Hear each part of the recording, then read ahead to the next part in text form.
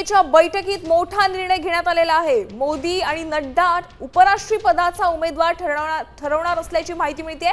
एक महत्त्वाची आणि एक मोठी बातमी आपण पाहतोय। एनडीएच्या बैठकीमध्ये एक मोठा निर्णय घेण्यात आलेला आहे। आता उपराष्ट्रपती पदाचा जो उमेदवार आहे ते मोदी आणि नड्डा ठरवणार असल्याची माहिती मिळते।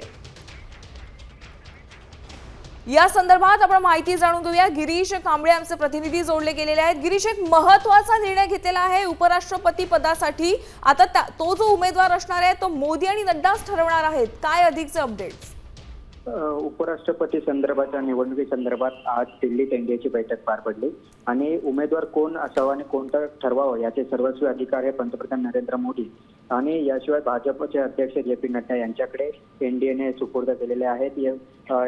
जे.पी. नड्डा यांचं नाव यासाठी कारण सर्वाधिक मोठा पक्ष हा भाजप आहे, त्यामुळे जे.पी. नड्डा आणि पंतप्रधान नरेंद्र मोदी यांच्याकडे सर्वस्वी अधिकार दिलेले आहेत। आज ही बैठक पार पडली आणि बैठकीला चिराग पासवान, ललन सिंह, जे.पी. नड्डा, श्रीकांत शिंदे, मिलिंद देवरा हे या बैठकीला सहभागी झाले होते। काही वेळापूर्वी ही बैठक पार पडली आणि उपराष्ट्रपती पदाचा जो उमेदवार निवडायचा आहे त्याचे निर्णय आहे, त्याची जबाबदारी ही पंतप्रधान नरेंद्र मोदी आणि जे.पी. नड्डा यांच्याकडे आहे। त्यामुळे आता कोणता चेहरा निवडला जातो हे पाहणं महत्त्वाचं असेल।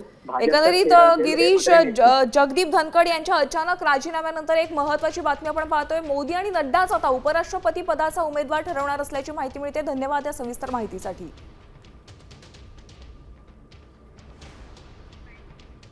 तर एक महत्त्वाचा निर्णय आपण पाहतोय। नरेंद्र मोदी आणि जे.पी. नड्डाच आता उपराष्ट्रपती पदाचा उमेदवार ठरवणार असल्याची माहिती मिळते आणि हा संपूर्ण निर्णय एनडीएच्या बैठकीत घेण्यात आल्याची माहिती मिळते। एक महत्त्वाचा निर्णय आपण पाहतोय। मोदी आणि नड्डाच आता उपराष्ट्रपती पदाचा उमेदवार ठरवणार आहेत। त्यामुळे आता नवे उपराष्ट्रपती कोण असणार आहेत हे बघणं आता खूप महत्त्वाचं ठरणार आहे। जगदीप धनखड यांनी अचानक राजीनामा दिला होता, त्यानंतर आता या घडामोडीला वेग आलेला आहे। आता isakal.com आहे देशातील नंबर 1 ची मराठी न्यूज वेबसाईट। प्रत्येक अपडेटसाठी isakal.com ला नक्की भेट द्या।